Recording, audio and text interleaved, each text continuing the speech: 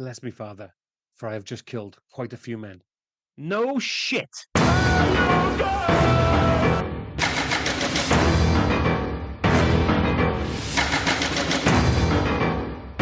Welcome to the Hey Guys podcast. I'm Rob, that's Liam, and this week we watched 1995's Desperado, the sequel to Robert Rodriguez's breakout film El Mariachi. We follow El as he sets out to take revenge on Bucho, who, as far as I can tell, was only the big boss of the man who killed his love from El Mariachi and didn't really have anything to do with it.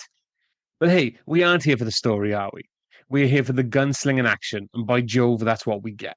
With his guitar case full of guns, which, although iconic, is quite unnecessary, considering he only really uses the two same guns, and it should really be called a guitar case full of ammo.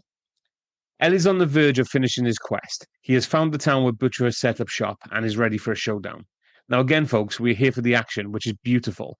Don't pay too much attention to the story, such as, does Bucho's drug running only exist in this town? Who is the kid running drugs to through his father's guitar? What is Quentin Tarantino doing? I mean, the business seems weird. I have no idea how anyone is making money. But again, folks, just here for the action. The slow-mo shots, the 3 or 4 times El has his rather large gun shoot out of his sleeves. Oh, and Salma Hayek just being Salma Hayek. This film was a firm favourite as a kid, and honestly, it still is. The action scenes are shot wonderfully, and I'm here all day for Antonio Banderas just oozing charisma on screen. Now, we will have a lot to talk about, I'm sure, but Liam, jumping straight to the end, I have to ask, was El's two friends really necessary? I mean, they appear and disappear in the blink of an eye. They don't cover each other, and the audacity to just stand out in the open and believe they're going to be fine. I mean, yeah. So my two major issues with this movie are the story, which you've already mentioned there, which you can largely ignore, but we're gonna have to discuss it all the same. Oh, yeah. And yes, the finale. So the two guys, first and foremost, they're his bandmates. Yeah, have I got that right? Yes, I believe so. And what, they just happen to also be totally badass assassins? I'm like, oh, okay, let's just go with it. Let's just ride with it. So I will say, before we move on, sorry, Okay. I will say that the one with the 2 guitar case machine guns, that's original El Mariachi. Yes, yeah. Which is cool to have him in. And don't get me wrong, a lot of the answers to this movie are who cares? And you mentioned the fact that this is a sequel to El Mariachi. My understanding of it, and I don't have the same attachment to this movie as you did. I watched it like a couple of times years and years ago. But it's kind of almost like a Mad Max vibe, where there's like a legend of El Mariachi, and they play it pretty loose and fast with the storytelling and the consistency. That's how I kind of have come to accept this film. Have you ever seen the original El Mariachi? I saw it like when it first came out, so I can't remember shit. So about it. I will just so they reshot the ending sort of at the beginning. So after Mariachi plays his song, beautiful opening by the way, where he's singing the song in the bar, and that one guy claps and then does the match off his friend's face. That is actually the ending of El Mariachi.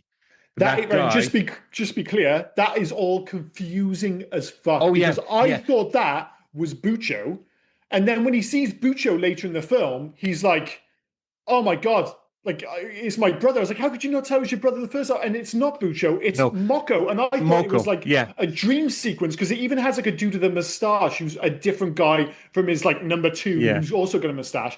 So I thought it was like this kind of like dream sequence where he's like remembering how they looked, but it's not quite reality. In the same way that the action in that opening sequence, which is genius, by the way, is different from the action from the rest of the movie. Because it's a story. It's a story that's told. It's a story that's told by Buscemi.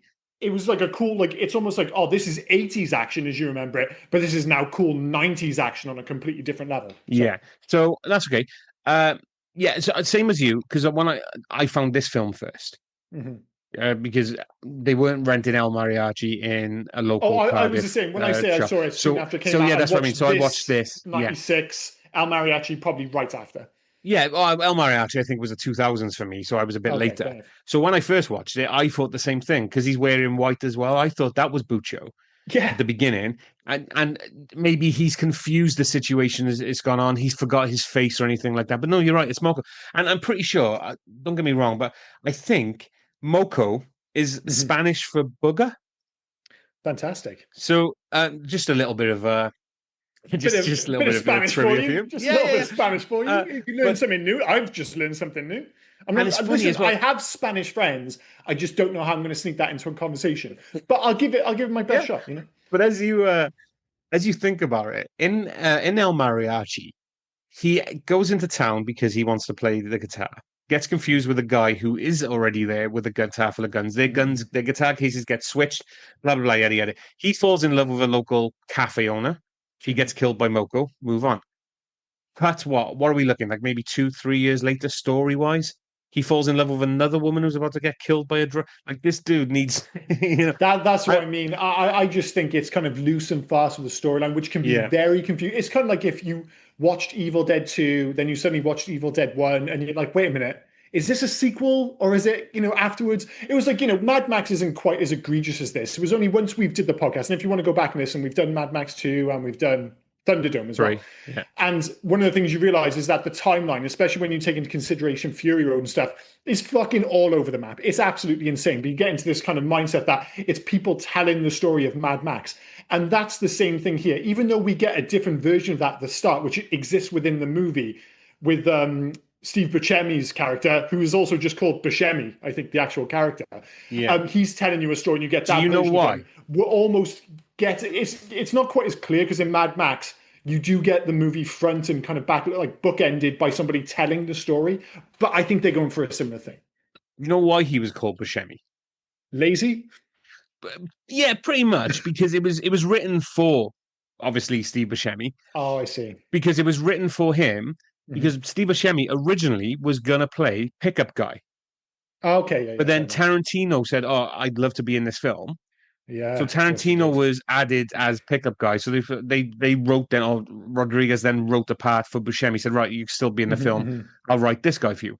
So it makes you think he wrote this after the fact. So was there going to be a character that introduced the story like that, or was that just That might hastily well be in written? the Yeah, case, and I think it would have made sense. But to bring it right back to what we were referencing initially, which was the ending, um, like the two guys. So if we accept that they just happen to be his band friends and they were also like totally badass. I say badass assassins. Are they badasses? They got awesome no, weapons. So one's got a rocket launcher and one's carrying like two kind of miniguns almost in the guitar cases. which I've Totally never badass. noticed. But the clips hang out at the bottom of the guitar case on that, Yeah, yeah, yeah. so it's Which pointless. it is all very silly, but it's super stylistic and Oh that's yeah, ace. yeah, yeah. But in that moment, you notice straight away that Mariachi or Antonio Banderas is in a completely different movie to those two guys. So they Yeah. stand there like they're in an 80s movie, and he immediately runs off and finds cover. And for the rest of that sequence, he's like in cover because he's just like, I'm going to get shot. Those two stand in the middle. And of course, you're telling yourself, it's just like, this isn't Rambo 2, motherfuckers. You're just going to get killed. And the first one does, and you're like, all right, fair play. He's decided to ball out. He's taking a shot to the chest.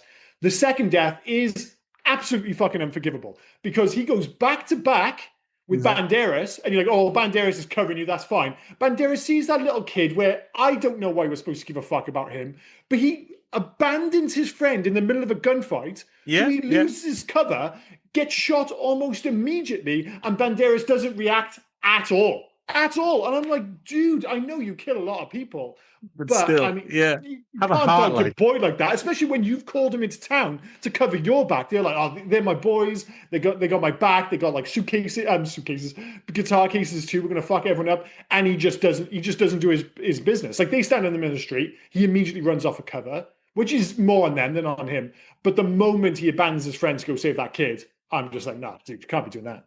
It's a bit utterly ridiculous as well, isn't it? When you think of the guitar cases as A well, like bit utterly guitar, ridiculous. That's a sentence. But yes, I agree for this yeah, film. the guitar, Everything, just be clear, everything in this film is a bit utterly ridiculous. the guitar case full of guns. I get okay. Mhm, mhm. He's carrying it around. You tell your friend, like I'm thinking back to when I first watched this. You tell your friend, "Oh, bring your guitars." Oh, these dudes got guitar cases full of guns as well. This is going to be awesome. No, no, no. This one guy comes out with two guitar cases, which you don't question. So the guy Yeah. carrying two guitar cases, okay, that's fine. And the other guy has a rocket launcher that seems to be reloaded like Arnold Schwarzenegger's gun in T2. All you got to Yeah, do is move the handle. Like yeah, where, that's where, it. where are the rockets being stored? And do you know what? Do you know what I really took objection to with that thing as well? Do you know when he not the way he stands when he's shooting it? Okay, because he's got that weird like crouch thing going on with his which straight is leg. very cool. Very Yeah, cool. yeah, no, it looks great. It does But it look was cool. the flap of the Mhm. chamber, right? Like the Yeah. flap opens up so the rocket can shoot out. Mhm. But the flap opens up above the chamber. What happens if that just falls down? Like, See, can it fall down this is below? once again a perfect example of the different ways you and I watch movies. Where I'm just like, God, there are so many narrative holes. They didn't do enough to explain this, and I'm willing to forgive it. But when I was watching those sequences, I was, for the most part, I was just like, God, this looks cool. And you're just like, well, there's this little flat motherfucker at the top. That doesn't make any sense. And he's reloading like this. What? And just Why on a is it above? technical level, you're tearing these things to pieces. Why is it above, not below? And don't even Mhm. get me started on where the rockets are stored in that rocket launch. Like, how is Doesn't it? make any It sense. makes you It's a magic gun. fucking I, Rodriguez. He is great with these kind of weapon things, though, because I think back to From Dusk Till Dawn, where you Mhm. had the pump action crossbow, which That was is badass. such Yeah, an yeah. iconic weapon for me. And it's got the cock gun, which is also in this. And you want to Yes, know which was going to be used in this. how smooth Banderas is. He Yeah, manages to actually flirt while talking about a cock gun. But the only thing I will say, like, yeah, Bro Rodriguez does a great job with the weapons. They're all super iconic, very cool. However, Antonio Banderas' guitar case, of course, it looks awesome when he, like, one, it seems to just open up on its own rather than yeah, giving it a bang. So it yeah. gets him in trouble quite a bit. But I'll allow that. The thing that really disappoints me is that when it opens up, it looks like all the guns have just been thrown in there. Yes, You would there's no think it was gonna. style. There's no style. Yeah. You're looking for like a John Wick situation where they're all like set up in little sections and stuff like that. You want the foam insert, don't you? You want the foam I insert in want it the where they're foam all placed insert. in. I Oh, mate, yeah, basically, in my head, what I've got in my mind is almost like a, like Resident Evil when you're storing your shit and you have like yeah, a grid system. It's a grid system and it's in the shape of a guitar. And you've got to make all your weapons and your yeah. grenades and stuff fit in there. Instead, it's just like they've all just been lobbed in there. And I'm just like, everything else is so like stylized and perfectly thought out. And then once you open this guitar case, it's like he's just thrown his guns in there on the way out the fucking door. And I don't know, I for one find it's like, if someone has like a suitcase and they open it up and they've just stuffed all this stuff in there, and you're Yeah. just like, oh, dude, you're a fucking disgrace. It's kind of like that, only with guns. You've just answered a question that I had, right? I think you've answered it anyway. I wrote that. I said, well, it wasn't really a question, it was a statement, but you have answered it. I would fucking hate walking next to Banderas with him chinking all the time. Clink, clink, clink. But now I Oh know yeah. why. He has to clink to draw attention away from the fact that his guns are rattling in that guitar case. Absolutely. Like he's the worst kind of guy. Like he's not sneaking up on anyone because of his trousers chinking all the time. But if, like you said, maybe it's just to hide the fact that if he's carrying that guitar case, he's just going chunk, chunk, chunk with all these fucking guns rattling around. Yeah. The lack of, and you hit the nail on the head there. The lack of a foam insert is absolutely Yeah, I unforgivable. know. See, I give you a hard time about the rocket launcher and stuff, but I'm very upset about the lack of a foam insert. So maybe I'm on the same page as you. Who And I knows? want to know what the like it just seems to have one sort of spring loaded thing as well. Because that Mhm. weapon shot out. Like Yeah. when he caught it and shot everybody. And Go back. the stuff that, let's be clear, the weapons, other than like we are picking holes in the guns and stuff like that, for Yeah, the yeah, yeah. most part they are dope, and like they really come to the fore in the shootout in Cheech's bar, or Cheech's. That's where I I want to think go to. So I will. well, Sorry, we'll get there. Oh, I sorry, go wanted to for it. bring. No, I just want to get us away from the ending. I was going to get to the beginning, to the start, to Cheech's bar. But you wanted to say something before that? Well, no, because there's two. So there's I obviously want the actual intro. Cheech's bar. I don't want the Buscemi intro. We can get to that in Okay, a minute. well, Yeah. first I just want to ask about Buscemi before we move on. Right, am I missing something? Who the fuck is Buscemi in this film? Is he just his Again, friend? yes, again, written just for Buscemi. So there's no rime or reason for him. Yeah, I just They wanted to make sure I hadn't. no, So I that's got right. like So halfway through, and then suddenly he got killed because I really couldn't like, other than the iconic moments where really what you remember is like the shootout in Cheech's bar. You remember yeah, the escape from Hayek's apartment with like the explosion and all that jazz, and the big shootout at the end with the gun cases. That's what I yeah. remember. And I was just like, God, I can't remember any of the story. And I'm like, oh yeah, because it doesn't make any fucking sense. No, And I was watching the film, I was like, oh, they'll probably explain who Buscemi is to, his relationship with Al Mariachi at some point. No, that doesn't fucking happen. no. So they kind of just hint that he's his storyteller. He's the guy who's prepping But the way why? for him, which seems weird. Why you want people to be on edge for him to walk through the door? I don't understand. But again, I think it was all just rather rushed, just to write it for Buscemi. So there was no rhyme or reason for Maybe. what his character is, or like what, because he doesn't have a friend like this in the original film in El Mariachi. Nothing to do with that. It's just literally all of a sudden he's picked this guy up down the road. This guy tells his story and moves on, and it's very, very odd. Like It is. I mean, it's odd. yeah, Don't get me wrong. You get away with it because Steve Buscemi's great in the intro. It's very Tarantino-esque. Make no mistake. I yeah. know Tarantino's in this, but stylistically, these two are very complementary of each other. Let's just put it that way. And I don't think this movie gets made with this budget, put it that way. If it wasn't for Tarantino's breakout success with Reservoir Dogs, and obviously this is coming hot off the heels of Pulp Fiction, the fact that they're friends helps. But this really does feel like a Tarantino film to an extent, and especially with that opening where you have Buscemi telling the story, and obviously it's got nods to kind of classics in art, even though it's like I guess you call it a neo-Western at this point, or a neo-Mexican Western, whatever the fuck you want to call it. But, you know, if you were watching those first 10, 15 minutes and you didn't know any better and someone said, oh, this is a Tarantino movie, you'd be like, I totally buy into it. I totally buy into it. And the weirdest thing is, when you stop and think about it, and I think one of the reasons maybe it doesn't make all that much sense beyond the inconsistencies in storytelling and character throughout the three movies, is the fact that this film has a lot in common with Kill Bill, with the big difference here being that you are walking in 3/4 of the way through the second movie. So you like all of a sudden you work out, it's like, oh wait, he's killed a whole bunch of people and he's making his way to Bucho. Bucho is Bill, but you're just kind of walking in on the story 3/4 of the way through. And it's just basically the final act of what feels like a bigger movie. So that's one of the reasons it feels inconsistent. But as we'll get to in a moment when we get to Cheech's Bar and stuff, you soon forget about that. Oh, maybe not forget. You just don't care because it's so cool. And Banderas is so awesome. And his chemistry with Salma Hayek is so fucking unbelievably smoking hot. Even when he's yelling at her. What about, right? So you said, I don't liken this to Kill Bill, mind. I liken it to The Good, the Bad, and the Ugly. There's a hint trilogy, of that too, sure. That trilogy of like the good, because it feels like that kind of thing where it's all a bit messy, but in a good way. And as I've already said in my intro, we're not here for the story. You've said it as well. We're not here for the story. No. We're here for the action. We're here for what seems to be the first time bullets are curved on film as he chucks them around the bar.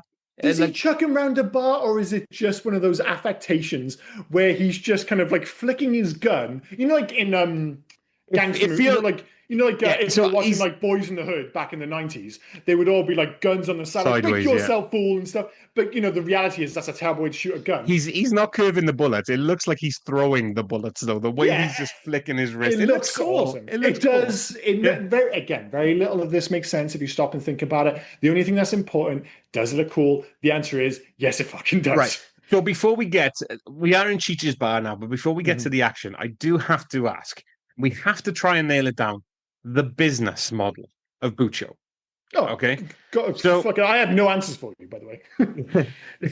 So I don't know if like the bar is a front because obviously, sorry, I do know because they're using it as a pickup thing because the shitty cubicle store's a back room. Which is let's be clear, the smartest thing in this movie. Yeah. I was thinking, it's like, why would you even bother having a safe? Just cover your wall in shit. No one's going to touch it. It was so, I was just like, why haven't more places done that? Where it's like you have your hidden room behind something just caked in shit. No one's going to be like, I'll give it a bash just in case there's a secret room. It's ingenious. You do have to deal with the fact that one of the rooms is indeed covered with shit. But, you know, needs must. But I don't understand what Tarantino is doing there. Like, you see him at first, and you think he's picking up drugs or buying something, but then it looks like they're giving him money in a hard shell briefcase. But then they shoot him in the head when fucking what's his name's out there. Then they're having runs. The kid is doing a run outside. Apparently they store drugs in the bookcase, the bookshop. They store drugs in the church. I really don't understand the model of this. I don't understand the model. All the guys, do they just sit? Sorry, term. two secs. Sorry, 2 secs. Do they just sit there, right, in that bar all day, just holding silenced Uzis under the table? Like they didn't move when Buscemi walked in. They didn't move when pickup guy and the guy with no teeth walked in. They didn't move when fucking Desperado El Mariachi walks in. I don't understand. Like they're not, and it's not. They're not staying for the fucking beer, are they? Because Jesus, the way that beer pump makes noise every time he pours a pint sounds like somebody's burping. Yeah, and I think that's the whole idea. It's like I guess it's a very extreme version of a bodega, where they're all actually just working there and they don't want the beer to be good. And that kind of lends itself to my confusion with the town itself, where for the most part you think, oh, this is this horrible town, drug-ridden town with all this violence. It seems to have a lot of tourists there. It seems to have a lot of Yeah. tourists. They all walk into that bar like they just checked out on like Yelp or some shit and like, oh yeah, this place looks okay, but the beer's terrible. And they just kind of get thrown out. But yeah, the business model is insane. I don't know what Bucho's trying. Well, I know what he's trying to achieve. He's trying to make money, but I mean, he's obviously a terrible leader of men. For one, he just loves shooting people. He fucking loves shooting people, and he can't get out in the field to shoot strangers, so he just resorts to shooting his own men. Eventually, He shoots. like, dude, how many of it? There used to be 30 of us. There's like 16 left. We haven't been killed out there. Bucho keeps fucking shooting us. He shoots the whitest Mexican cowboy I have ever seen. You mean Like, Dave? I didn't know whether that I didn't know whether that dude was actually Caucasian or Mexican. I didn't know whether he was just doing some weird like brown face going on, or whether they tanned him a little opposite? bit. Yeah, Yeah, like but he's actually Mexican, I believe. Oh, really? I thought he was going to be like Gene Rogers or something like that. You know, The really tall guy with the mustache. Yeah, yeah. I know yeah. Yeah, he does look indeed very white. Oh, and also before again, we've gone away from the bar again. Bucho's compound. Mm-hmm. Do they just have a fighting ring in the front garden for shits and giggles? Is that just like... See, that's the nature of this film now. It's so easy to get sidetracked because as soon as you mention, one, the fact that they have that fighting ring is mental. But okay, fair enough. It's almost like, it made me think of like The Dark Knight, where they have tryouts and it's like, oh, you guys are going to have to fight each other. But at the start, they seem to be quite playful, but they're like, okay, you need to fight each other. One, excuse me, I'm so shocked by this. I'm literally choking to death. I have never seen anyone get over a broken leg quicker in my life. Ever. I know. It's like have they got a doctor on standby or something? Even before that, he literally snaps his leg in half and then just gets up and does like a spinning roundhouse. No scream or anything. He's just like, he's fine. But I thought then, I was like, all right, whatever, it's a stylistic choice. But they've obviously built up this guy to be like the dude. Like he's going to have like some big showdown at the end of the film. He just gets shot. Nothing happens. I was like convinced. I was like, that dude's going to do something. Even when he climbed, because when he's like being smart, he's going for the bird's eye view. So maybe he takes one of them out. No, he just gets shot multiple times. And I was like, what is the fucking point of that guy? Maybe there's a different version of the script when he does something. But yeah, everything to do with his character was just weird. How quickly he got over the very, very broken leg. And they made a point to show you that his leg was legitimately broken in half. Yeah. You're like, oh well, he's going to make a comeback because he has like his little, to do with like the boss and everything. You're like, oh well, this guy's going to be a badass. It's like, no, he's going to get shot out of the air like a chump. So all right, fair enough. Very strange, very strange. Yeah. A lot of odd choices in this film. Still awesome, but very odd. So the white the white Mexican, right? His name is Shrug, right? He's played by an actor called Mike Moroff. That sounds white. That sounds pretty white. It's not. He's not. He is Mexican. Oh, I mean, he was in La Bamba as a character called Mexican Ed for a start, but okay. Oh, yeah, that sounds pretty Mexican in fairness. We've done now 3 of his 4 known films. Fuck we have. Yeah. Don't ask me the question. Don't ask me to tell you what the fucking films are. I'll take La Bamba off because he was known for La Bamba. Fair enough. Well, we haven't done La Bamba yet. Yeah. But you don't want to do the others? I haven't got a fucking clue. Wouldn't even know where to start. So Desperado, obviously. Yes. He was a character called Manny in From Dusk Till Dawn. I should have said from. I mean, there's a whole bunch of dudes from this in From Dusk Till Dawn. Yeah, of course. Sorry, that's silly. He played what credited as Hophead from RoboCop. Oh, really? Who Hophead is in RoboCop? He's not the guy. Fuck you, man. Fuck you. You're the guy in the shop. Fuck me. What did they used to say on TV? Because they used to show buy on that IMDb. for $1. No. They used to, like, if you were watching RoboCop on like ITV back in the day, they couldn't say "fuck me," so he'd be like, "Show me," or something lame like that. There's like a whole. I mean, I'm not sure if it's the same for our American listeners. If they had like the same issue where a film was showing at like 8-9 p.m. and they couldn't have the swear words, so they would just dub over them. But that was always one of the most famous ones. Like the most famous one was always Die Hard and Yippee-Ki-Yay for obvious reasons. But him, because he swears, like, and really that's pretty much all he says. He just swears a lot. They were all just clumsily dubbed over. But yeah, he does look.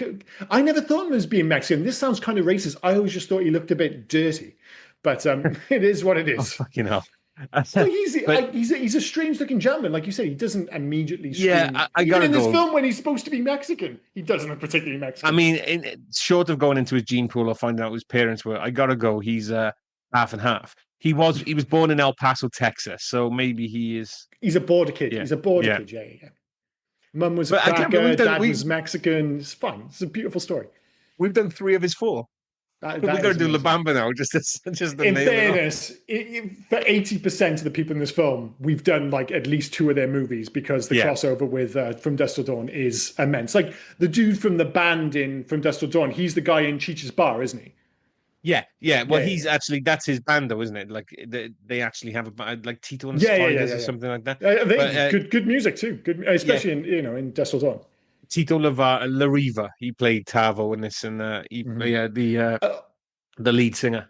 Right, don't get me wrong. The music is ace. Although we did mention this in our Dusk Till Dawn podcast. If you want to go back and listen to it, we did like I don't know 100 episodes ago or whatever. But they were useless because they just blew up. They just blew the fuck up. They didn't do anything. They were No, all of nothing a at sudden all. they're playing guitars made out of human bodies. Like, oh, they're going to be trouble. And then he just went fuck you and good night, and they just explode. You're like, I'm not sure what you're going for, but cool, I suppose. Cool, I Very guess. strange. Yeah. Is that film any stranger than this film? Absolutely not. Narratively, this film is fucking bananas. It just about gets by, but yeah, it's a stranger one. Yeah, what from Dust Till Dawn or this one you're on about? Which one? This one in Oh, particular. oh yeah. Like I said, because this one is just getting by on its action set pieces. It's Well, it's that's the having difference. it's Yeah. having the slightest thread of a story to get you from A to Mhm. B. Like was it action set piece, little bit of a story, action set piece, little bit of a story, action fucking Well, that's the thing. action, little bit. For the most part, what really papers over the cracks, and we will eventually get to this fucking bar shootout, is is the chemistry between Antonio Banderas and Salma Hayek. Now, their chemistry is so strong in this film that I legitimately grew up just assuming. I didn't hear it from anyone. I just assumed that one, Antonio Banderas was Mexican. He's actually Spanish, but that's fine. Yeah. But I just totally assumed that they were married. And I remember when I found out, I was like, wait, Salma Hayek's not married to Antonio Banderas? And they're like, no, where did you hear this? I was just like, I don't think I heard it anywhere. I just kind of assumed because their chemistry is so good.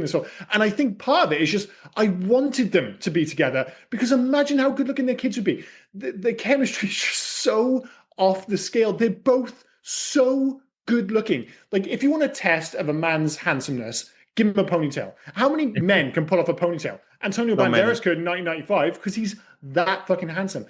I I don't know have what to they. ask though. I have to ask. Sorry, Mhm. ponytail. Okay, Yep. top knot.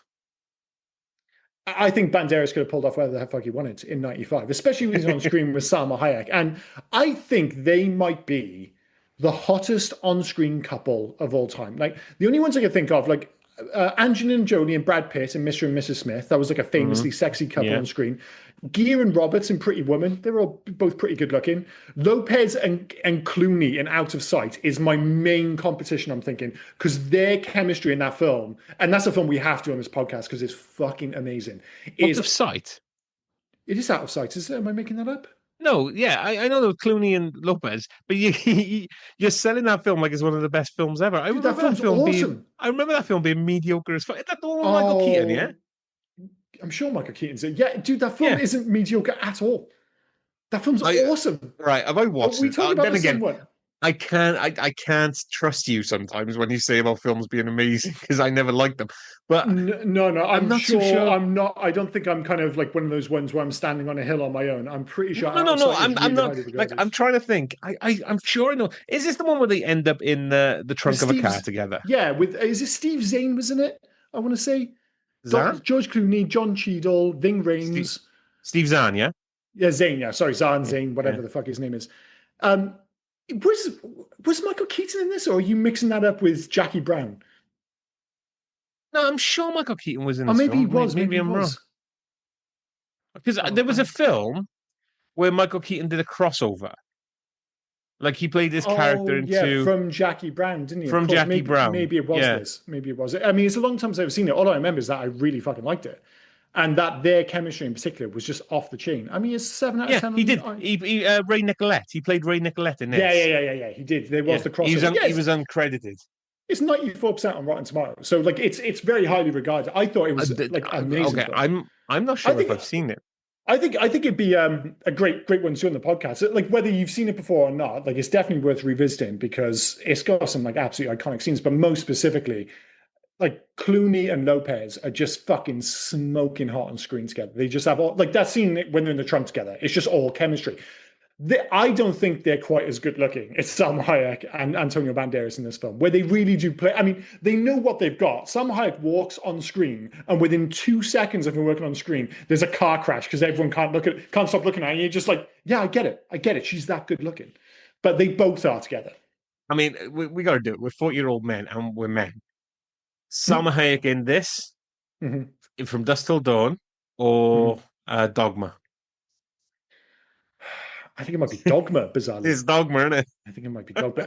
Although, let's be clear, you could argue the case for any one of the three, Oh yeah, without question. Some Hayek just like I don't know, serving you in McDonald's. I'm good with. Yeah, But no, what but I mean is, I think you've picked the three ones. There's her doing the dance in Dogma, and she's just fucking unbelievable in that. Obviously, the famous dance from Dusk Till Dawn. I think she's actually maybe the prettiest in it, but it's oh, she's the I mean, prettiest in this. But for me, and before anyone hits up, because it's not the schoolgirl outfit, but it is the glasses and the pigtails. I have a thing for women in glasses. I don't know why. I no. just yeah I don't think that's uniquely you. I yeah. mean, she just looks like absolutely amazing. There's a reason she's dressed like that, and there's a reason she has the glasses and stuff on. It's because it's fucking hot. So yeah, any one of those. Just to be clear, there's no losers. There's no fucking losers here. But I agree with you. It probably is Dogma. Just about it. Yeah. Let's just say that movie came at the right time in my life. So that's it. Yeah. Let's quickly drop back to probably the best action scene of the Just film, and one last thing, just because we're we're not talking getting to about this Banderas. bar, are we? No, we are going to get to it. Just because I don't have to come back to this, right? As awesome as Banderas is in this movie, as cool as he is, has it all been slightly undone by Puss in Boots?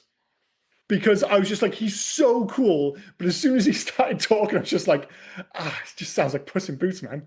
Which speaks to the success of both this movie, Antonio Banderas on the whole, and Puss in Boots, because I fucking adore Puss in Boots. I didn't trip up on that. No, I I didn't. totally tripped up on that. Yeah. Every time he was trying to say something like quite intense and he was whispering, I was just like, this is just pure Puss in Boots. So if it is just me, fair enough.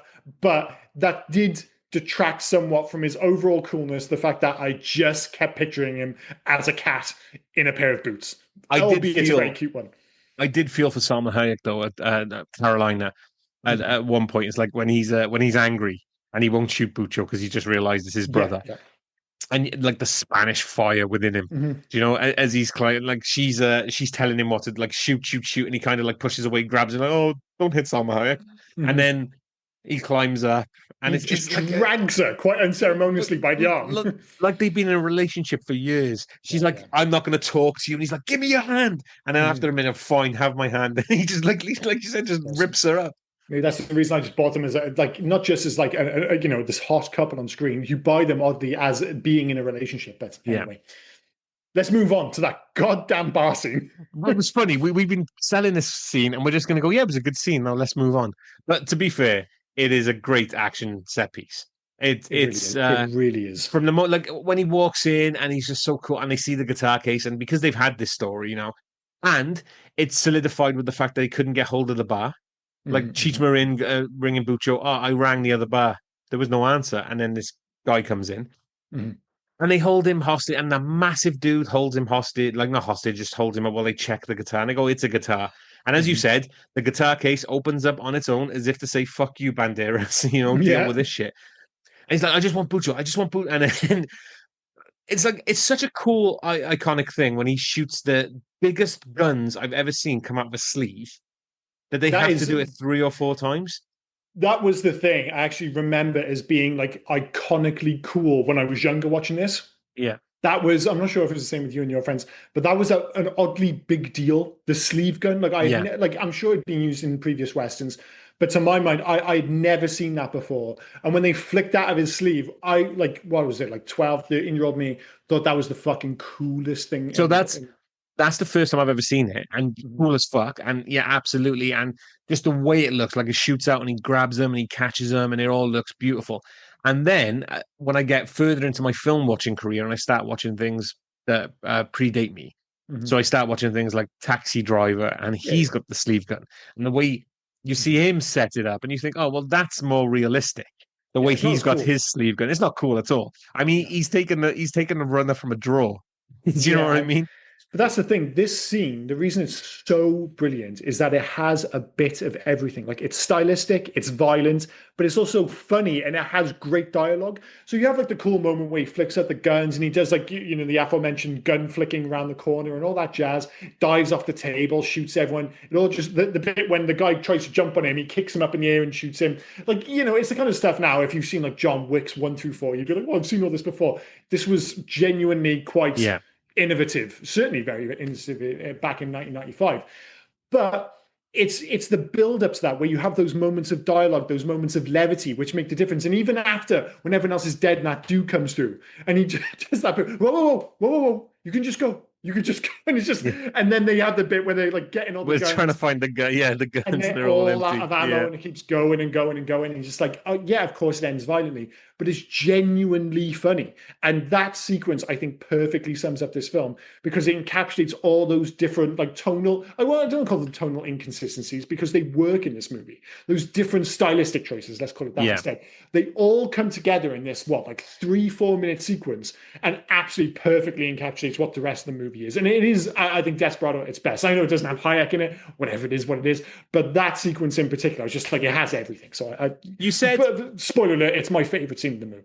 you said innovative and stylistic, and Mm-hmm. two words that are perfect for the choice they made with uh, people dying, basically, Mm-hmm. which sounds nuts. But they didn't have squibs. So you'd Mm-hmm. think they're all getting shot, blood flying, it'd be squibs. Mm-hmm. Banderas' gun shot fake blood. So Oh, do every you time really? he shot, yeah. So every time he shot, fake Mm-hmm. blood. So to the point where it looked cool, but then they were like, "Oh fuck me, we're gonna end up with like the magic like X rating or whatever it is in Mm-hmm. America. We need to, so they had to like edit That's scenes out." tricky if you need to like redo shots. I mean, and let's be clear, the most stressful part of this film is watching that sorry son of a bitch trying to mop up blood with that horrendous old mop and like Yeah, old yeah. dirty water. I'm just like, dude, how long are you going to be there before you realize this isn't going to work? That blood's not going fucking anywhere.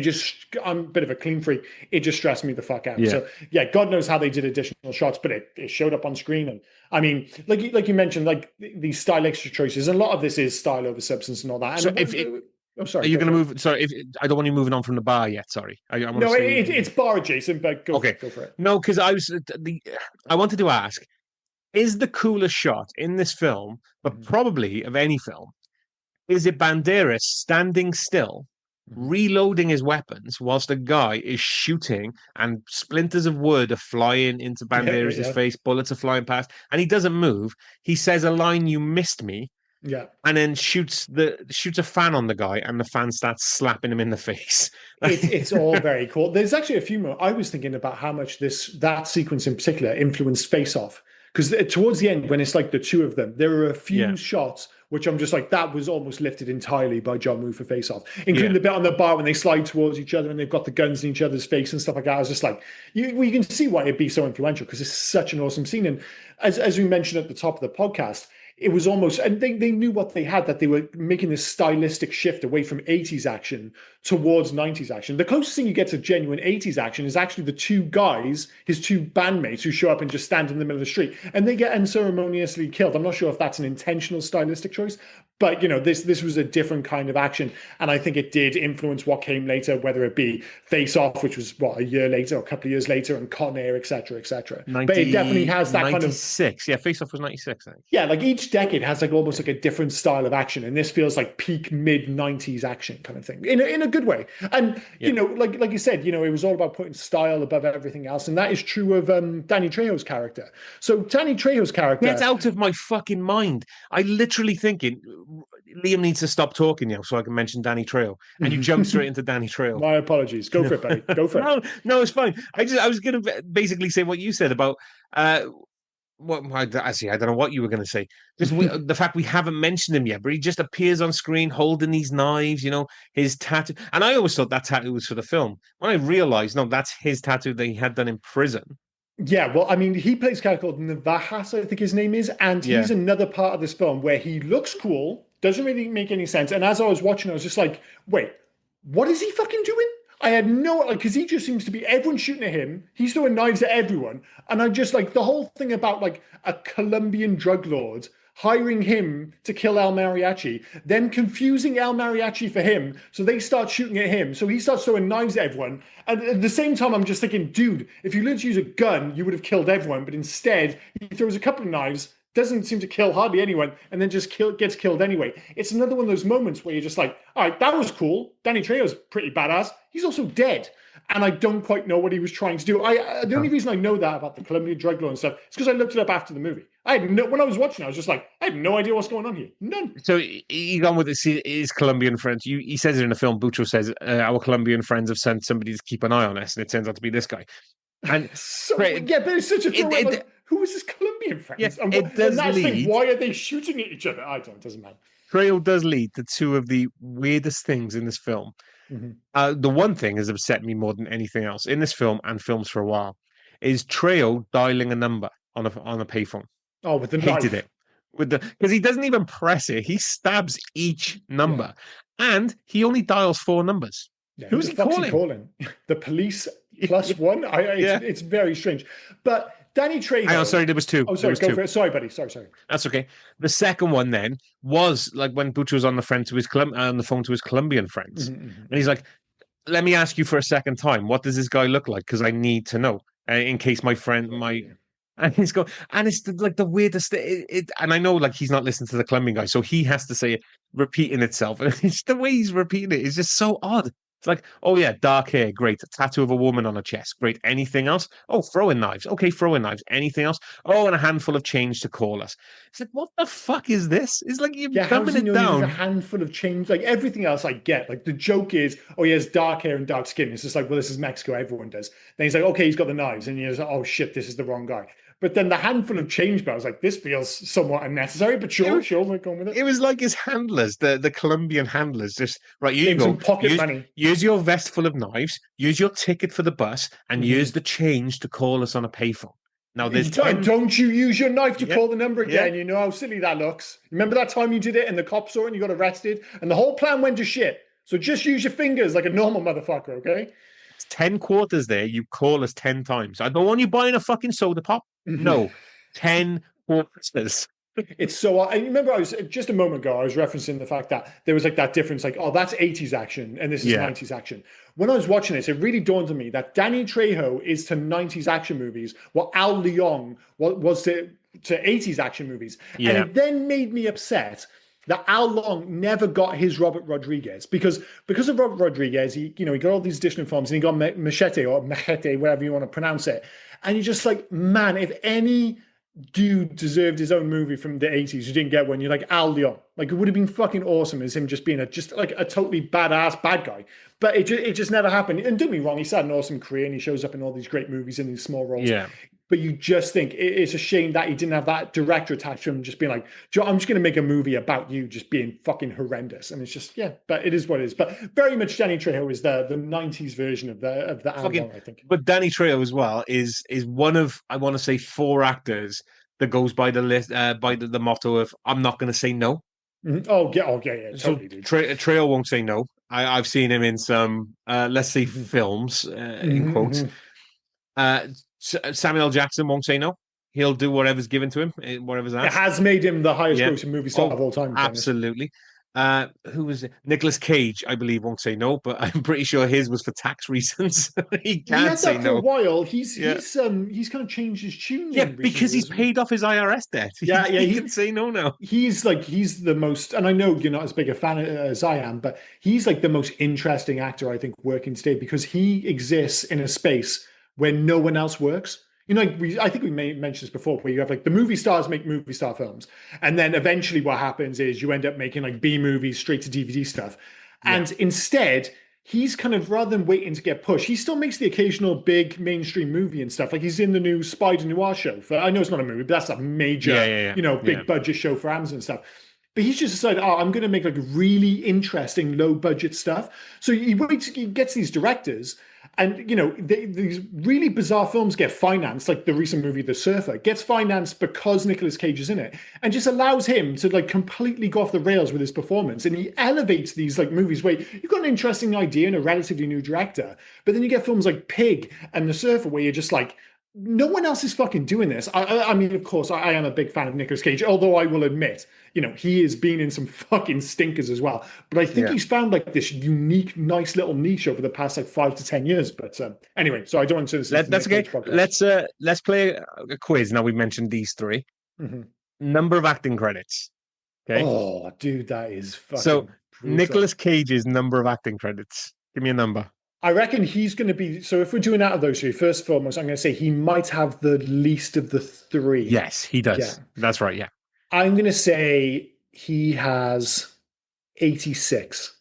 Oh, 117 with Oof. 6 upcoming. Okay, Okay. that's a lot. So Yeah. I may run him a bit short there. So Danny Trejo second. no. Oh yeah, because he'll be taking smaller parts, of course. So So Samuel L. Samuel, Jackson. Yeah. 146. 206 with 9 upcoming. Ooh. In fairness, he has been working for ages. It's easy to Yeah, forget yeah. that he's looked the same for ages, and he was back in fucking like Coming to America and stuff, and in movies well before that, of course, as well. And he would have been in a lot of bit parts before he made bigger movies, and then just kept doing bit parts anyway. Yeah. Oh God, Danny Trejo, he's in like 300 or something, is he? Oh, 451 with What 20 the fuck? with 25 upcoming. 400. Dude, when you stop and think about that and you do the maths, you're like, how many years has he been actively acting? Like, so when did he start his acting career? Like, if you go have on IMDb there. Yeah, so he did what was it? The escape train thing with Eric Roberts. Oh yeah, and what's his name? Andrea Doty's dad. John Voight. John Voight. That's a good film. Sorry, mate. I'm scrolling down 450 credits. So if that's like 92, 93. Yeah, so no, Runaway Train was 85, but he's got it that two. Fucking early? Jesus Christ. But he's got 2 before that. He's got Project A and Peter Pan Land of Forever, where he was a voice in Project the English. A with Bruce Lee, with Jackie Chan. Yeah. Oh, awesome. I didn't know He was the English version voice. Fair enough. But Runaway Train, let's start with Runaway Train, Okay. really. Yeah. So that's that was 85. Yeah. So that's 4 years. So you can do the math pretty easily here. That's 40 years of movies, and he's done over 400. On average, he's doing 100 movies a year. What the? Yeah.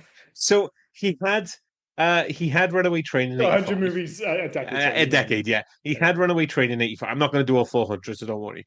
And then in 87 alone, 1, 2, 3, 4, 89, 1, 2, 3, 4, 5.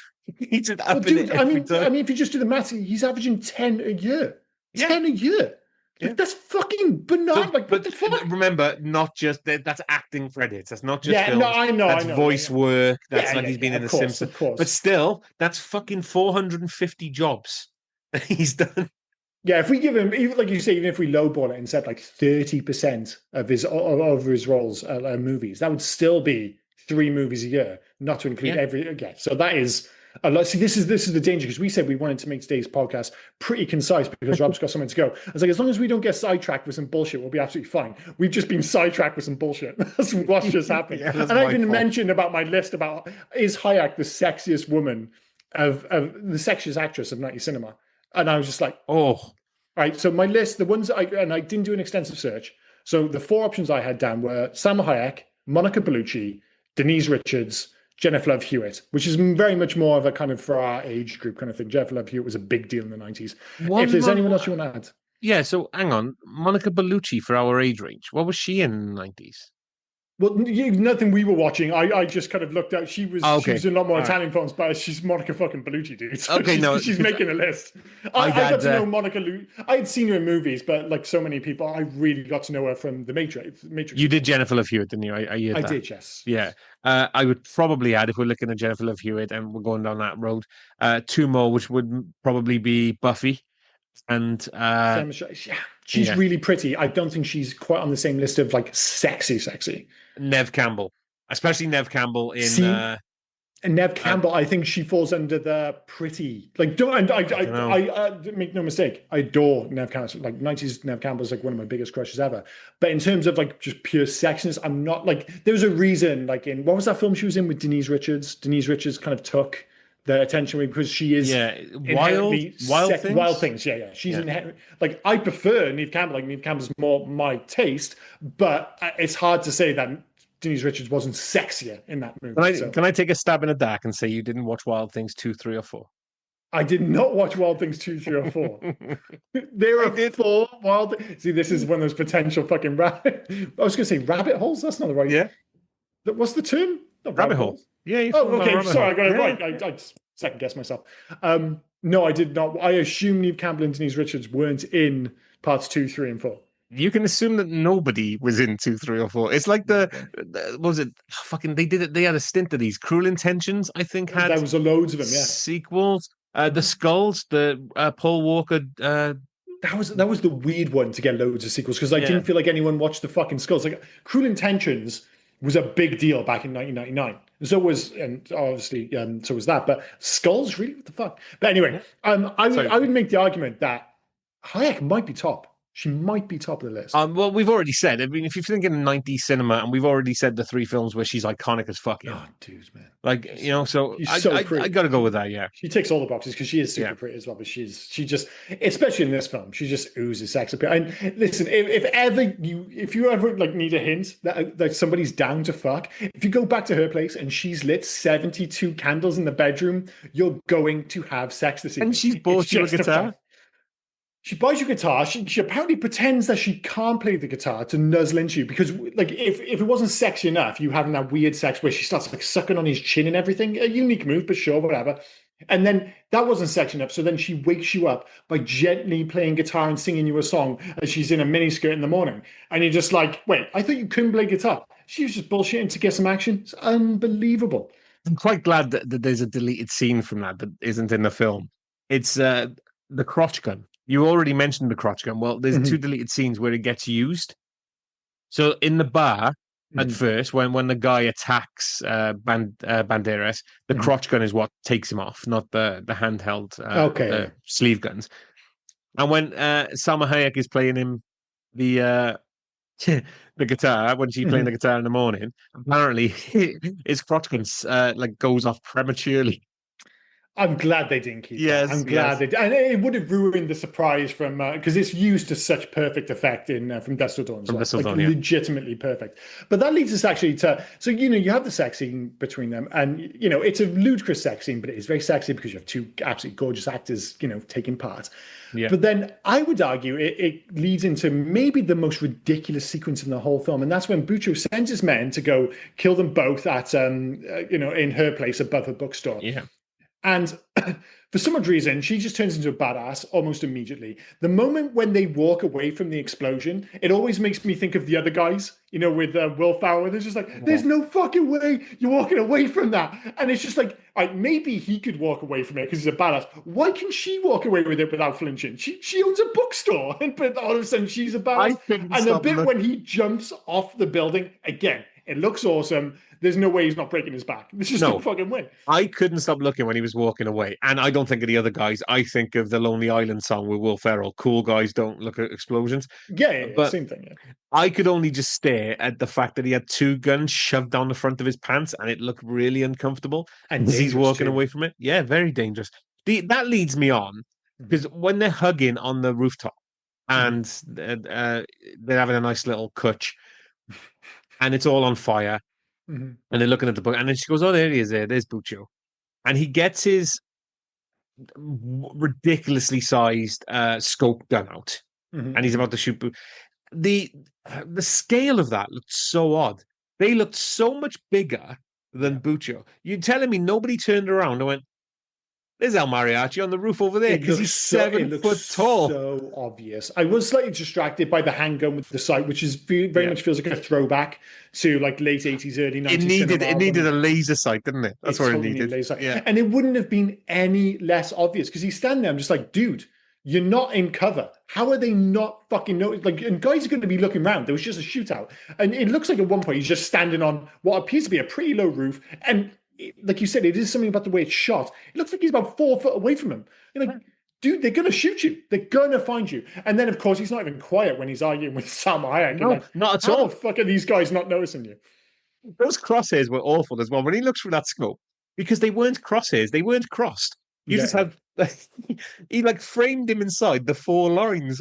How are you Yeah, you're getting a just like, shot? even then, you're just like, you look at that, you go like, I reckon there's like a 40% chance that bullet's going to hit its mark. 40%, Yeah, that's the best you can hope for with that. So it's all very silly. But he could like have you said, threw the bullet at him from that close. it's all very silly. And it's silly right through to the ending. So you get to the ending, and of course they're brothers. And I'm not sure if it was intentionally going for Mexican daytime soap opera, but that's how it felt. And I was genuinely concerned at the end when he gets all dramatic. He walks out, he leaves Salma Hayek, who they've made it clear she is fucked. She hasn't got Yeah. any money left, and he's just going to abandon her. And I'm just like, why are you abandoning the most beautiful woman in the world to what? Wander around. I don't even know what his plan is. Luckily, everybody comes to their senses. She drives up, and you think even then when he throws away his gun, I'm like, don't throw away your guns. But all is fine. He picks his guns up. You know, the beautiful people drive off to the next town. Everything is fine. But I was genuinely concerned that the movie was going to end in a really lame way. But we get there eventually. But I'm not crazy about the ending, but it is what it is. I laughed just then when you said about it being a Spanish soap opera. Mhm. Because I bet you didn't know that in 2014 this was turned into a 72 episode Spanish soap opera.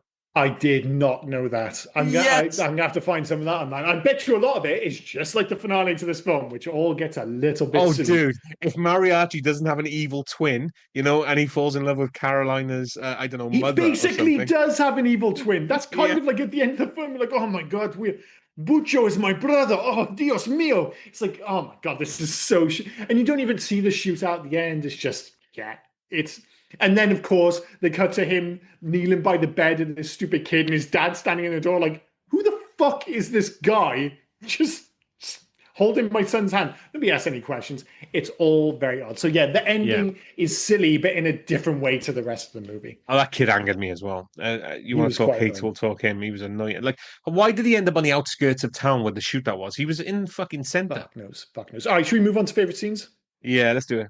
Favorite scenes. Favorite It's the scene. bar. We only pick one. It's the bar. It's the It is bar. it is short barman's. I can't believe Cheech got. I can't believe they dogged him in that and literally list him as short barman, which is just so fucking harsh. Oh, he had like in From Dusk Till Dawn, he had awful names as well, didn't he? I think he had I like can't Pussy remember. Man as well. Oh, well, that was pretty cool. Well, he was the pussy man. That was his whole thing. You know, comes down, pussy, pussy, pussy. We got snapping pussy, dog pussy, whatever the fuck. I'm not sure if they Dude, actually did we dog are pussy. so easily fucking Sidetracked. Anyway, he's sorry, just sidetracked. to Yeah, come back to favorite scene, it's the shot and she's bar for the mention I mentioned, for the yeah. reasons I mentioned earlier. It literally has everything and it kind of encapsulates everything that works about this movie. So yeah, it's the there are a bunch of cool other sequences, and I know that sequence doesn't have Sam Hayek in it. She's in the sequence right after, but that bar sequence is, I think, the most iconic part of this movie in many respects. It is for what you remember of From Dusk Till Dawn, or not From Dusk Till Dawn. I'm sorry, from Desperado. Mhm. It's the bar scene. It It is. is It's the shootout in the bar scene. the It's sleeve it's everything. guns. It's Yeah, funny as well because that bar scene leads me to a lot of my hates. But we'll get to we'll that in get a to that. second. But Yeah, yeah, but we'll no, deal but with loves first. But no, I'm just saying that. But what's funny is that's my favorite scene, but it also has what would be like, quite a few of my hates in it. So Yeah, it's it's quite quite funny bizarre. that way. Yeah, Well, if before we get to those, we'll pick our loves. So my three loves: number one, the chemistry, the looks. Banderas' hair, I guess, smoking in this movie. Number two, the action, as we mentioned, is wonderfully ambitious and remains somewhat imaginative. Like as we said, who doesn't love hidden guns? Whether they be up your sleeve, whether they be in a guitar case, it just works, despite the fact that they are clumsily and hastily thrown in there. But we'll forgive that. Three. Can I say Hayek? No, I won't say Hayek again. I thought, as I mentioned just then, I thought the ending was going to be lame, but then they all just totally get over themselves and, just be beautiful and just, the promises of a potential sequel down the line. Of course, we did get a sequel, wasn't the sequel we wanted, but I was really concerned at one point that they were going to completely botch the ending, but they kind of pulled it back together at the end. So those are my loves. for me as well, it's the chemistry between Hayek and That's to be. Banderas. They're fucking fantastic. Uh, the action sequences, and not just Mhm. the one in the bar. A lot of the action sequences, I think they've done really well. Slow Even mo is even the section at perfect. the end. Sorry, just to be clear, because we shat on it so much with his bandmates, it is silly when you stop and think about it, and if you decide to pick it apart, it is, however, also memorable and iconic. Like Oh, it it's is. stylized. It's stylized as fuck. It's Yeah, yeah. so good. It's so enjoyable. But yeah, you can nitpick it if you Of want to. course, yeah, yeah. And I gotta go with even though it was, from what I can gather, written hastily.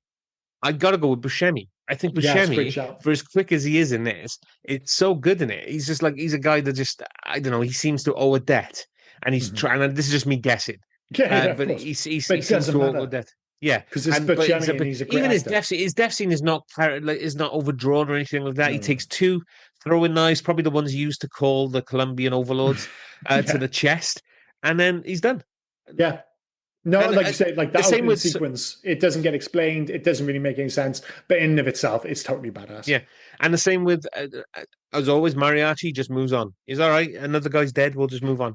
Yeah, he's a little bit cold-blooded, actually, Yeah, man. For all his like, like he goes to church and all that jazz, and he wants his sins forgiven and all, like, he gives up on his friends immediately the first sign of trouble. Buscemi just doesn't seem to give a shit about it. So maybe Mariachi is just a dickhead, and he is brother to Bucho, so obviously he's got some dickhead blood in him. Put it that way.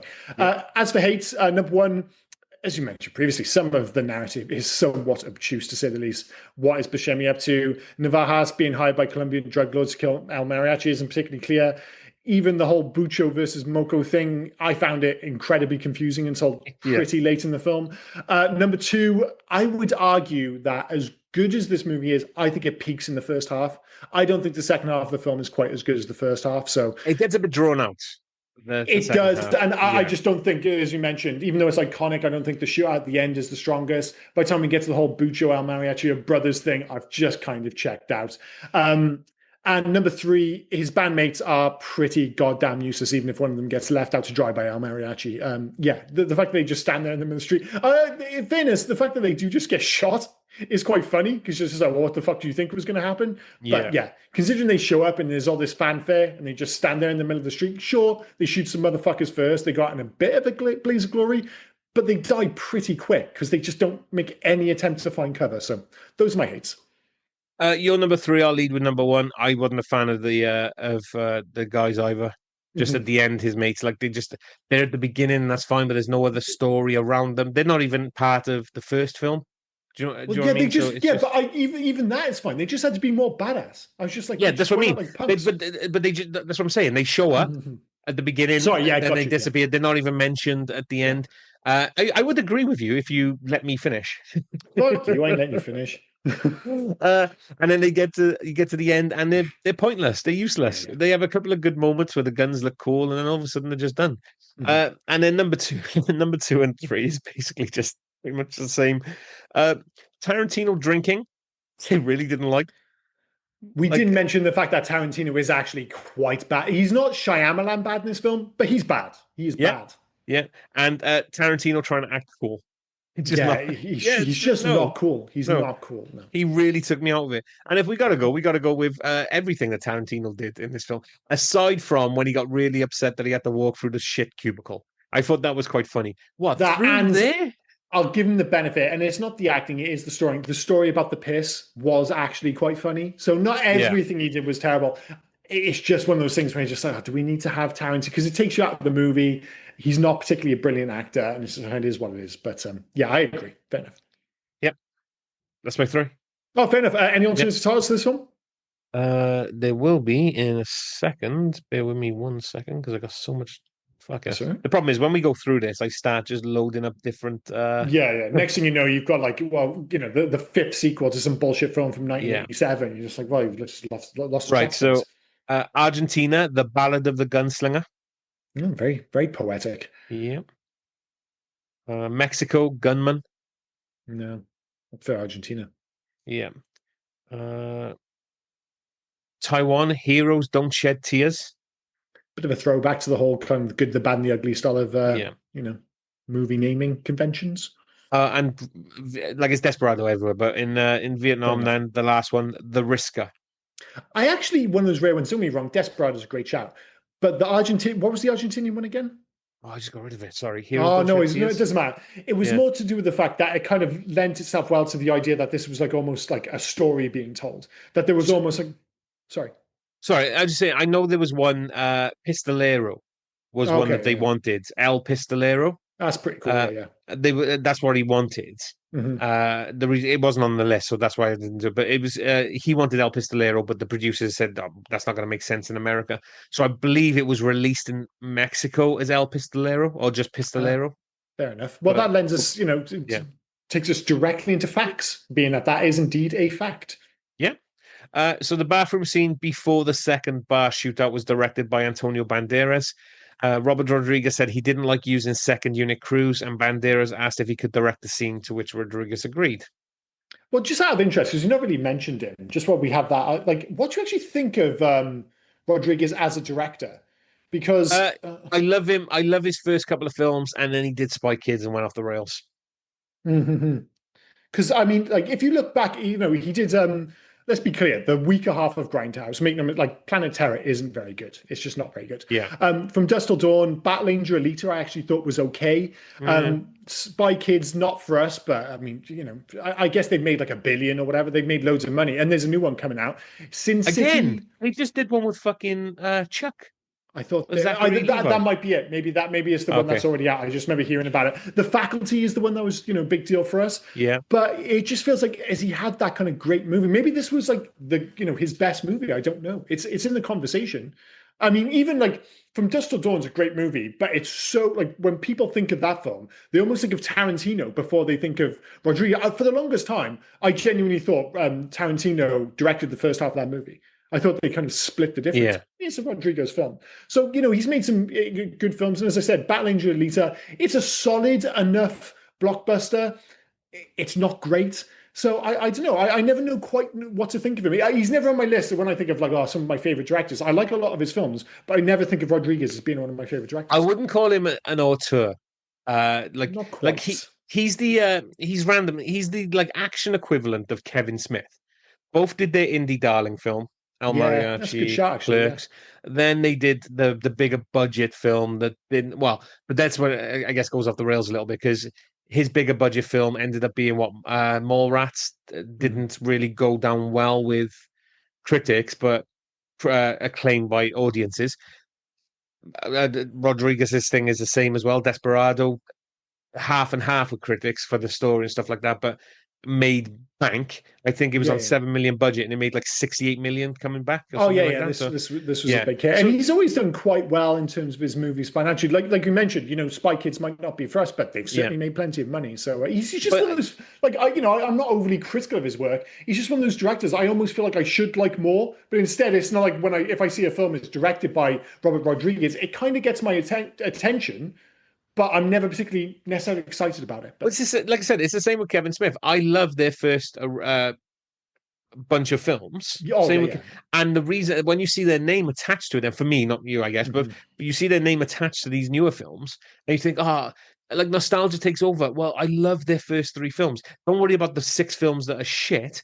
I love their first three films, so He's I'm going to. quite a unique beast, though, I think, Smith, because obviously I'm on the same page as you. Like up until James, including James, I like James Silent Bob Strike Back. Yeah, yeah. Nearly not everything, because he's had a couple of films which I've quite liked. I didn't mind Clerks 3. Red State was okay, but he has made a lot of really bad film. And if you want like an example of how a lot of his films have gone off the rails, you need to look no further than what was it, James Silent Bob Do Reboot. Something Again? That was fucking horrible, Yeah. horrible. Oh my god, a lot of his films are just plain bad. Try. I was Try massively disappointed by them. Is it the four o'clock movie? The one about the the kids going 4:30 to. movie. That was awful. Oh, Uh, dude. Try sitting through yoga hoses. Oh, I refused. I Yeah. refused. Unbelievable. Anyway, let's Right. move Anyway, on. let's get Sorry, back to I the facts. derailed Yeah, things again. Yeah, yeah, that's thanks. okay. Every time I mention something, you can put derailing. It's you that's I derailing it, know, I Robert. know. I'm part of the problem. So during the production of the film, Robert Rodriguez and Danny Trejo discovered that they're actually second cousins. Awesome. For most of the killings, they used a gun that essentially fired fake blood at the characters instead of squibs. This Never unfortunately heard that before. created too realistic of an effect, resulting in him having to edit out much of the deaths for the censors. The film cost approximately 7 million to make, 1,000 times the amount of money Rodriguez spent to make El Mariachi. Well, he spent a lot of money upgrading his lead actor to Antonio Banderas, and that was Yeah. quite the upgrade. Banderas performed all of his own guitar work, including the opening credits song. Oh yeah, he sings as well. Not bad. Yeah. Who was originally cast as Bucho? I have no idea. No, Raul Julia, Oh but he really? died. Yeah, but he Oh, died before filming because he don't get me died in wrong. '94. Joaquim de Almeida, I think his name is, who Yeah. actually plays Bucho, is actually very good in this film. Oh, Like he very is a good. real Yeah. rotten piece of shit. But yeah, that would have been some great I mean, we casting. didn't mention him much, but he is good in this film. He is good. Yeah, yeah. Yeah. Uh, so the scenes with Steve Buscemi and Cheech Marin had to be shot very quickly because they could only afford Buscemi for 7 days and Cheech for 6. Oh, fair enough. Yeah, Cheech So didn't come cheap in the 90s. Cheech was taking more money than Buscemi at that time. He was still pretty famous back. I mean, Ah, he's Cheech still and Chong, yeah, relatively yeah, famous now, but yeah, yeah. relatively famous. Cheech and Chong came up on the TV, their latest like documentary. I Mhm. got very excited. My wife turned around and went, "Who's Cheech and Chong?" Oh I my asked for a God. divorce. That's weird, isn't it? Because they kind of made a bit of a comeback in the 90s with the whole weed culture thing. But obviously, they were much bigger in like the 70s and 80s. But Yeah. yeah. When Desperado hit theaters, Salma Hayek took her parents and brother to see it, but made them go into the lobby when the sex scene played. Well, you do see a lot. Yeah. While filming, Quentin Tarantino suggested Rodriguez make a third mariachi film and call it Once Upon a Time in Mexico. So I blame Tarantino for what that was. Mm-hmm. What else have we got here? John Leguizamo was Rodriguez's second choice to portray the role of El Mariachi if Banderas turned down the role. Not, I mean, I do like, I I love do like him, Leguizamo, but but he's not I Banderas. no. I mean, No, to be he's fair to not. him as well, I can't see him carrying that guitar case. I'm just not convinced. And this is what, 95? This is around the Yeah, time of what was that fucking terrible comedy you did back? pest, The pest. Pest. Oh my God. I mean, he wasn't Spawn too. I mean, we got to cover Spawn, man. I Oh, mean, we got to do we keep fun. saying, because we're going to do like a terrible superhero season. So we got like the Phantom lined up, Spawn, the Shadow, and probably one other. There are plenty out there of bad 90s He was in Pest superhero the films. same year of Spawn. It was both 97. Like what a fucking That change. was one. That's a bad film. But I had like a brief thing with it when I was younger. I Yeah, remember yeah. watching The Pest a lot, and then I watched like the intro a few years ago, and I was just like, "Oh my God, When this you is so told me grim." that you watched Pest, like I've never known anyone else who knew Pest. It's So crazy. It I'm became a very thing excited. amongst my friends and I. Like, Yeah. we've mentioned this a whole bunch of times about the whole like so much of your taste back when you were younger was derived by what was available in the local video store. So if something was available in the video store, you just kind of like, well, I'm just going to rent that. So you just had like, we had this attachment, or one of your friends had it on VHS. So you all ended up watching it. And for some reason, we had like a summer when we all watched fucking Pest. Anyway, we need to move on. It's a terrible film. Yeah, right. Last one then. Jennifer Lopez tried out for the part of Carolina. She could have pulled that off. She could have pulled that off. Yeah, I She, don't yeah, know. no, don't get She me could wrong. have, not knowing if, yeah, but Salma She's Hayek got the was, yeah. whole sexy Latina thing down. She's no Salma Hayek, but she's still pretty hot. Hugs the Future says we asked a question: remake sequel, Let It Die, Leave Well Alone. Well, considering they've already kind of remade this once, and it already has an aforementioned pretty rubbish sequel, I think the answer is clearly Leave Well Alone. We don't need to muddy the waters anymore with this fucking storyline. Leave Desperado be. Desperado be. Jesus Christ. Burrito. I tend to agree. Just leave it alone. This film is I want to say perfect, but not as in like it's the perfect film. This No. film is just its own beast, and I love this film. So Yeah. I don't want to see anything else. As you've been listening for the last hour and change, it's not without its faults, clearly, but it's a really fun film, which I have a lot of time for. I don't need to see any more of it. Yeah. And as I said, the biggest issue with that is the third film, Once Upon a Time in Mexico, which I've not watched for a long time with good reason. We will not be covering that on the podcast. Nope. It's just Nope. not very good. That's the main issue with it. I mean, I think the fault that he does with that film, we will mention it quick. Well, I will mention it quickly, is the two characters that you grow to love through Desperado Mhm. are then put into the background. Yeah, they're totally sidelined. You barely have any. Well, Carolina is killed in flashback, Mhm. and fucking El Mariachi is just literally just like I said. He's just there for a bit. It all becomes It's Johnny Johnny Depp's Depp's movie. weird CIA guy. Yeah, So it's a yeah, strange movie. Anywho, in terms of making a change, I mean, for me, it's probably just tidy up the second half. As I said, the second half isn't quite as iconic as the first. I mean, if I was good, that's all a bit vague. So I would say maybe the narrative just link it all together a little bit tidier. Like there are script issues here and there. I'm not sure how much it really matters, but if I was going to pick holes in this movie, the easiest way to do it would be to go after the script. Jesus Christ, that was a horrible sentence, but you know what I'm getting at. So that's what I would change. Basically, quite like the same thing. It's just I don't know, measure twice. Just maybe have Mhm. another look over the story. You know, just I think so. Yeah, yeah. just give us a second draft, maybe. It's just some of it is confusing, some of it doesn't really make sense. And yeah, it's the biggest, most obvious issue with the film. There are parts of it where you're just like, wait, what the fuck is happening? Like you just need like a line just explaining who Buscemi is to El Mariachi. Even to the point where so it matters a little bit when he gets killed. So when he gets killed, you're just like, am I supposed to give a fuck? I don't even know. Yeah. I can't give a fuck because I like Steve Buscemi, but that's the only reason. So yeah, that'd be my make a change. And the same for you, yeah? Yeah, pretty much. Okay, cool. Video games, unbelievably, no video game for Desperado. There's been a whole bunch of video games which are at least partially inspired by like the obvious ones would be something like Max Payne or Stranglehold, the John Woo one. I love that fucking game. Yeah. But the one I've gone with is a little known game called Wet by Bethesda. Bethesda actually published it, they didn't develop it.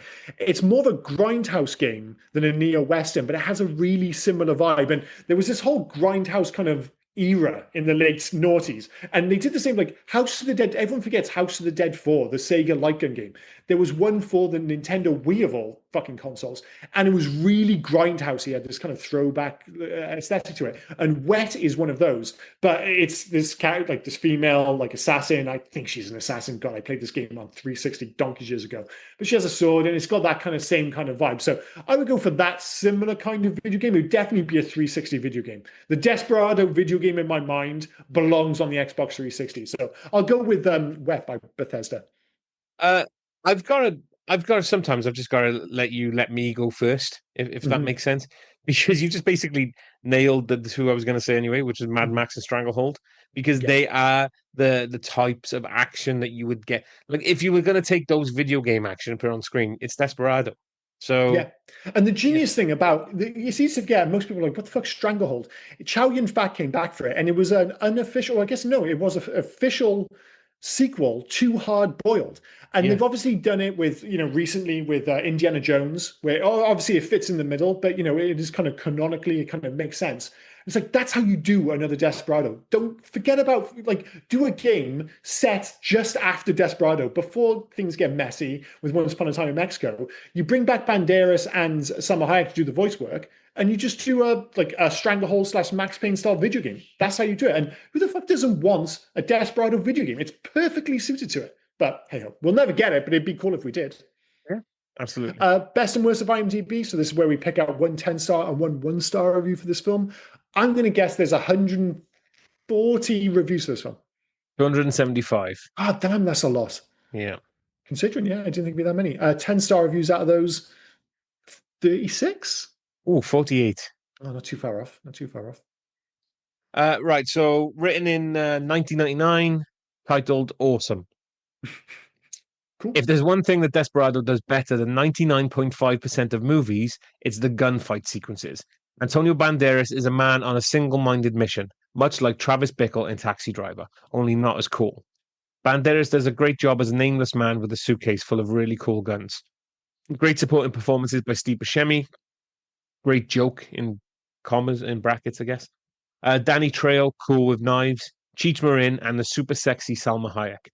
Good action choreography, writing, directing. Special kudos to the cinematographer and his lighting crew for keeping Antonio Banderas in the dark at the beginning. Tons of great scenes and the aforementioned gunplay. Stole the sleeve gun idea from Taxi Driver. I kind of wish the Desperado's two friends at the end wouldn't have died. They rock. It was a good waste of cool characters. Watch this with Taxi Driver, El Mariachi, and Red Heat. 9.3 out of 10. Red Heat. I wasn't Mm. expecting that. That was actually after I finished this film. Red Mhm. Heat was because I watched it on ITVX in the UK, Mhm. and Red Heat was the next one that was suggested to me. It's absolutely bizarre because I got the Yeah, exact same one.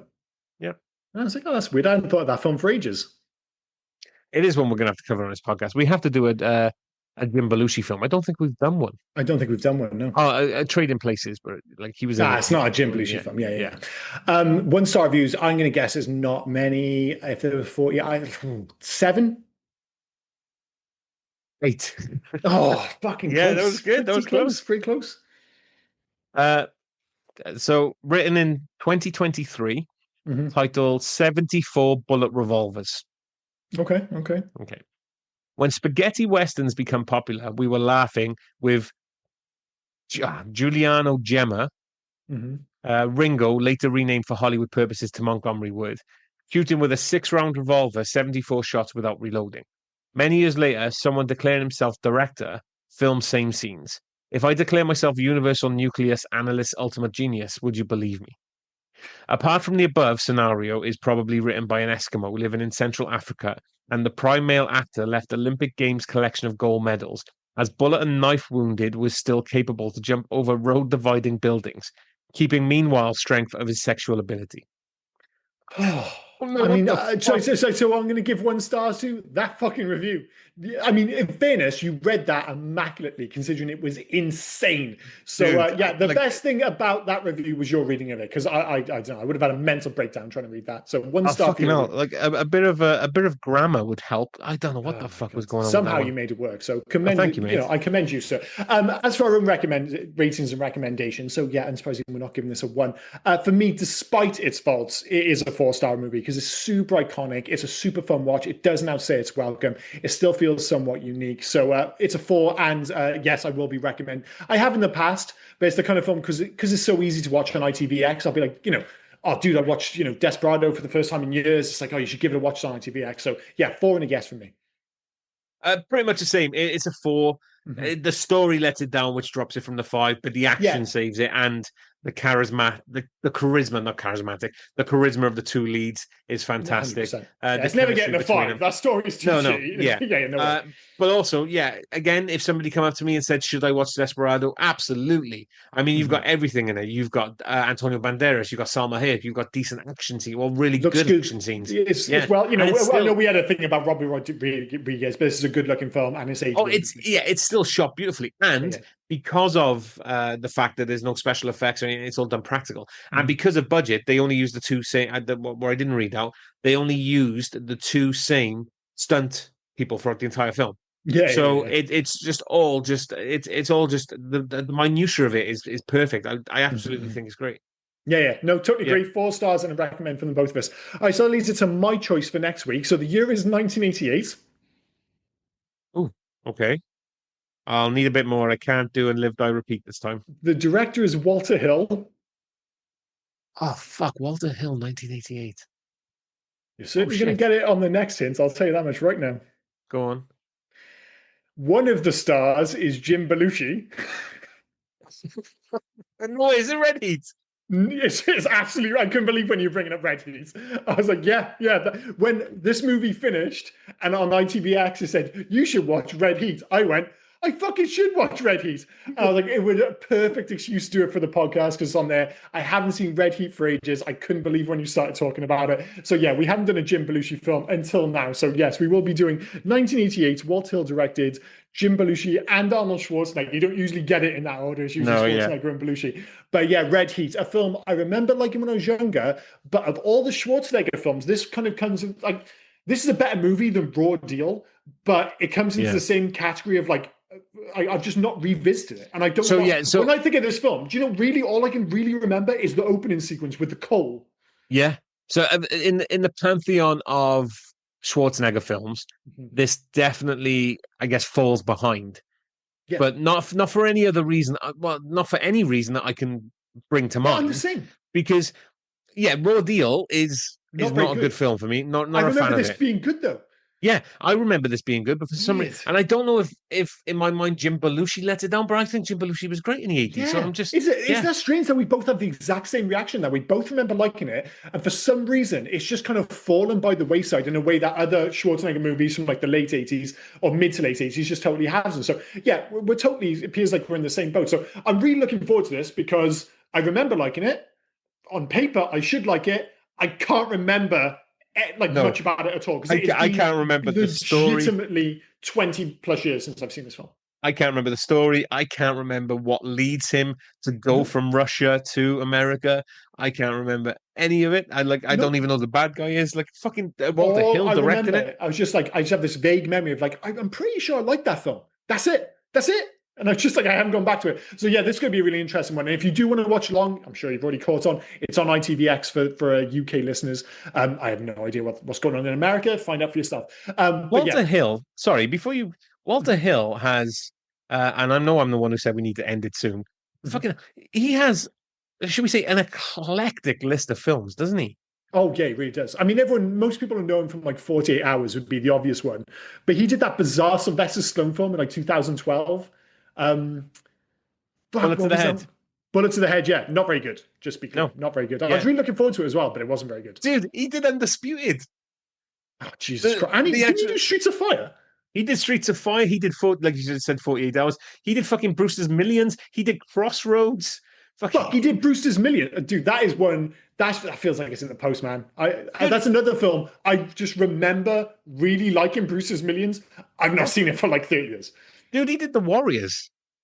Yeah, did the Warrior. That was Yeah, his like breakout hit. Which yeah. again, another film which is strange that we've never really considered covering it on the podcast. But I didn't grow up with the Warriors. I watched Warriors for the first time maybe 5 years ago. It's a good film, unsurprisingly. But yeah, No, Walter I'm Hill not sure. has had a very eclectic cinematic career. He's done Last Man Standing. Did he? Bruce Willis's Last Man Standing. He did that. Yeah, We have actually mentioned about doing that on the podcast first. I think he was a yeah, producer on like a bunch of films like Aliens and stuff like that. yeah. So But he produced Alien, and actually Alien, executive producer for Alien. So he did all the Aliens films as well. yeah, he's one of Uh, those weird directors that I forget. Like, I don't immediately think, oh, that's a Walter Hill film. But then all of a sudden, no, if we're doing Red Heat, it's like we've done like 3 or 4 of his movies because we've done 48 Hours, we've done Streets of Fire, but we're yeah, now doing Red Heat. So we've done like a few of them. I don't think we'll be doing Bullet to the Head any fucking time soon. But there's a few no. others, like you say, Last Man Last Man Standing, Standing. Yeah. Brewster's Millions, maybe. So we'll see. We'll see. But Fucking yeah, Johnny I just Handsome with Mickey Rourke. He did as well. never seen that one. Never like I've heard of it, but I don't know shit about it. So is that got good reviews? Just out of interest. Uh, yeah, I think so. I'm sorry. I'm on Wikipedia. I'm not on the That's right. IMDb. Give me a second. I'll tell you now. Undisputed Supernova, that Yeah. Wild So Bill. Undisputed. So that's the one with Ving He did Rhames. Trespass. Yeah. Fucking- Undisputed. That's the one with Ving Rhames and Yeah. Wesley Snipes. But I'm a huge fan of Undisputed 2 to 4 because it's got Scott Adkins in. Dude, But I'm just still getting over the fact that he directed Trespass. I have not thought of Trespass in the fucking lot. I think if it hadn't been brought up, I don't think I would have just remembered Trespass being a thing. But all of a sudden, I was like, dude, I totally remember Trespass now. dude, Johnny Handsome, 6.1 out of 10. Like Forrest Whitaker, Morgan Freeman, Lance Henriksen, Well, Ellen Walter Hill's like a Barkin. respected director, man. I mean, Yeah. you know, he did make another 40 Hours, which was a terrible sequel, but Yeah, but he also gave us Streets of Fire, Crossroads. dude. And Crossroads, you know, so yeah, it's yeah. unbelievable. And I apologize, we both got like too excited here, so we may just keep repeating. Like I say the film, then you say the film, and back and forth. But anyway, I think we're both, like, needless to say, pretty stoked about watching Red Heat next week. Yeah. Look If forward to only it. it'll be an excuse for us to talk about Walter Hill again, apparently. So yeah, anything else before we wrap this up? No, mate. Like I said, we're pretty much on the dot for me finishing, so we'll have to leave it there. Cool. Yeah. All right, I've been Liam, he's been Rob, and you've been listening to There You Go's podcast. Cheers for listening, guys. Bye-bye. Cheers, guys. Bye now. Oh, and before I forget, where can folk reach us if they were so inclined to? Well, you can actually reach us on Hey You Guys 80s at Facebook, Instagram, and on Twitter. But if you want to send us a mail, do heyyouguys80s@gmail.com. Send us in your recommendations. Send us in your thoughts about any of the episodes. Just literally talk to us. We'll have a one-sided talk with you on the podcast. Yeah. We're nice folk. You know, get in touch. But no, cheers, guys. Bye-bye. Cheers, guys. Bye now. Hey, you